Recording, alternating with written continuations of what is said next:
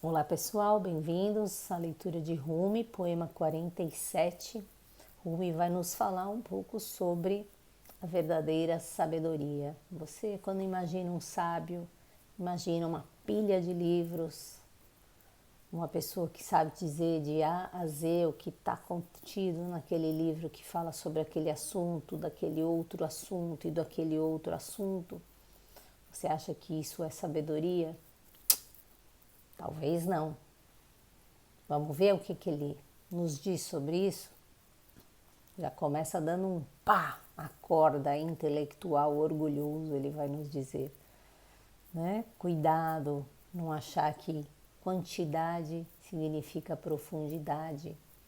Ler muitas coisas não necessariamente significa saber vivê-las.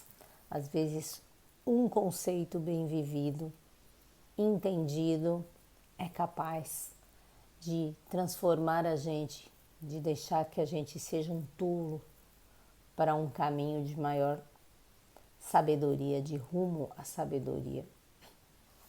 Vamos lá? 47.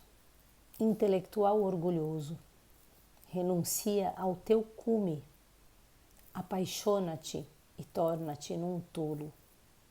Torna-te humilde como o pó, caminha com todos, bons e maus, novos e velhos, até que um dia te possas tornar num rei. É interessante, né, esse conceito que já falei o suficiente nessa ideia muitas vezes de que a intelectualidade, quantidade e extensão significa o saber verdadeiro, não, muitas vezes são só conceitos que eu tenho na minha cabeça e não sei utilizar. Se eu não consigo discernir dentro de mim o efeito do remédio que eu tomo, é quase como que, eu gosto dessa ideia, uma vez eu ouvi a professora Lúcia falando, né? Quase como que se para eu achasse que eu vou curar uma doença se eu falasse o nome do remédio, né? Dor de cabeça, eu falo paracetamol, paracetamol. Não adianta saber, né, que o paracetamol cura uma dor de cabeça. Eu preciso tomar a pílula, né, do paracetamol, deixar com que esse remédio faça um efeito, atue na região que é necessária. E assim serve o verdadeiro conhecimento, né? Eu preciso entender aquilo, não de uma forma teórica, mas prática, vivencial. Se eu digo, olha, eu tenho medo de alguma coisa, se eu realmente vivencio esse medo, sinto esse medo no meu corpo, eu começo a lidar melhor com esse medo do que simplesmente fico numa fantasia dizendo que eu tenho medo e não sinto medo, não penso medo, não observo de onde vem o medo. Como pelo contrário, né? Eu digo, eu não tenho medo de nada e aparece uma cobra no meio do meu caminho, eu saio correndo desesperada, eu não sei lidar com a cobra. Eu só vou saber como é que eu lido com as coisas no momento que de fato eu estou vivendo aquilo.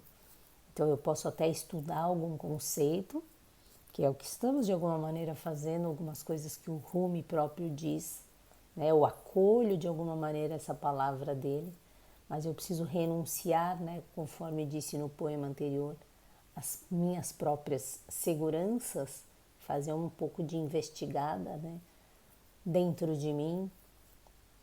E aí, na medida que eu vou experimentando, eu vou vendo aquilo que funciona, onde estão as minhas debilidades, aonde estão as minhas forças.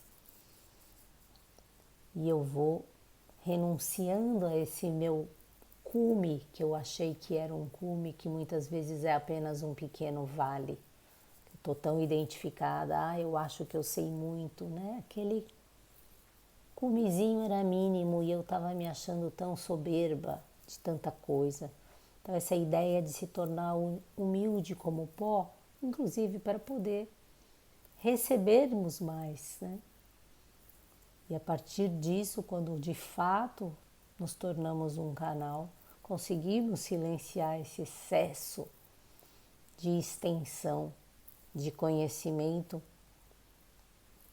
e tirando os véus. O próprio Rumi, para encerrar, ele tem uma frase que diz o seguinte: o conhecimento que não te leva a ti mesmo é um véu, ou seja, menos extensão, mais profundidade para que a gente possa entender cada coisa dentro de nós.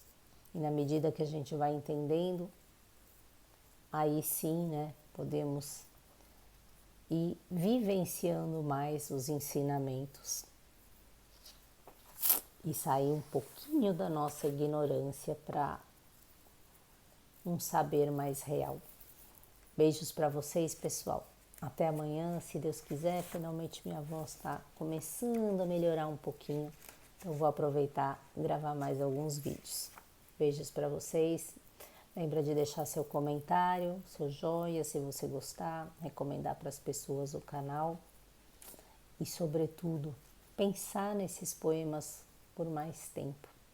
Sentir, vibrar e experimentar algumas dessas coisas, viver essas palavras no seu dia a dia.